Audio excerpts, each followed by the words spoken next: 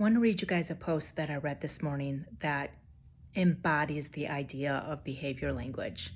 So it says, does anyone else have this problem with their spouse? My husband has high anxiety, high stress person, and always has been. He's 1,000 times worse since we bought our home, and he thinks everything in worst case scenarios. He is like this in a lot of ways, but just an example with the house, I feel like I cannot engage with him when he discusses problems. I feel this way because he catastrophizes, and I feel like engaging with him reaffirms his feelings.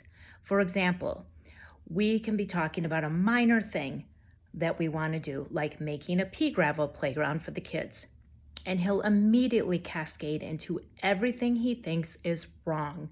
What could go wrong, how much money we'll need to spend to fix everything. I gray rock him when he gets like this. And he says I'm being unsupportive in those moments, putting my head in the sand and letting the burden fall on him. I try to explain, the issue with your argument is there's no burden. You are placing an imaginative burden on your own shoulders, and I will not continue talking to you when you get like this. How would you guys handle this?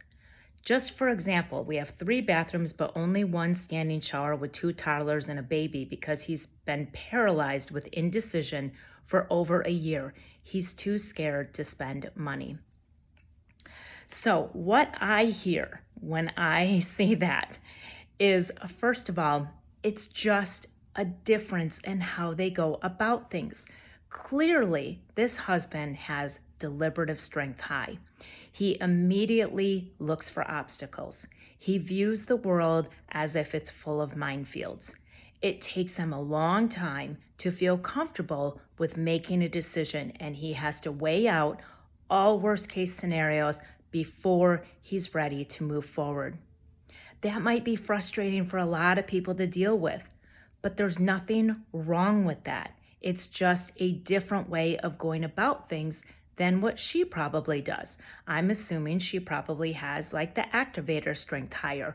Ideation, she gets excited about an idea and she wants to move forward with it, and she's not going through all the things that could go wrong with it. And maybe he has analytical high, and he just wants to understand all the numbers that are involved before, again, going forward. Maybe that's lower for her. Numbers don't tell the story. She focuses more on emotion. The kids are going to enjoy this. They're going to have so much fun with it, and that's all that matters to her.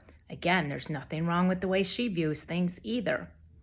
And maybe he has responsibility on his shoulders. He feels like he's the one who has to take care of everything and deal with the problems.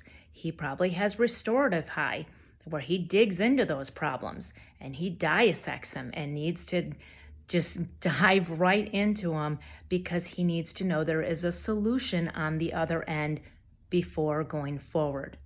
So the way to handle this is not gray rocking, as she said, not to look down on him for being the way that he is. It's not anxiety. It's not fear.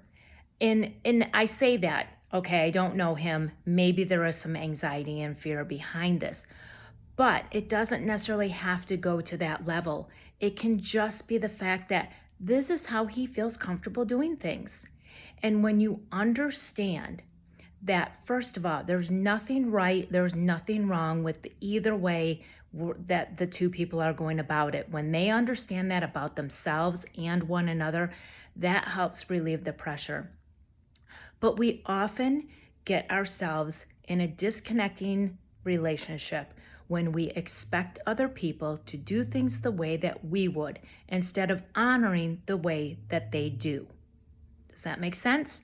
There's often a disconnect in relationships when we expect other people to do things the way that we would instead of honoring how they do.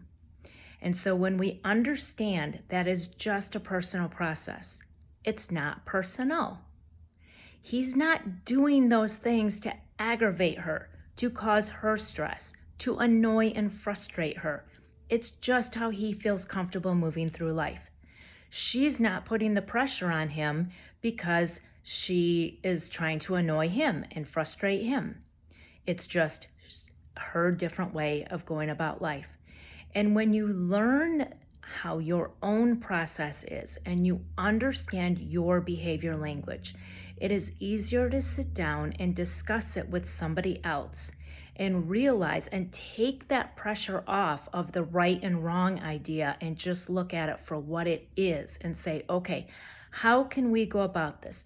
Let's make a list of things that you want to do around the house. I'm going to make a list of what I think could be the problem with that. I don't have to share that list with you. I can just go through that on my own. And then we can come together and maybe rank which one we do when and put a timeline to it. That way there's no expectations involved. There's respectations. We are respecting the fact that you want to do things to create a fun environment, an easier environment to take care of the kids, and I want to be cautious about what we get ourselves into. You can come together and you'll understand one another's behavior language, and you can connect through these relationships and these decision making, and it doesn't have to cause resentment. It can be done through respect.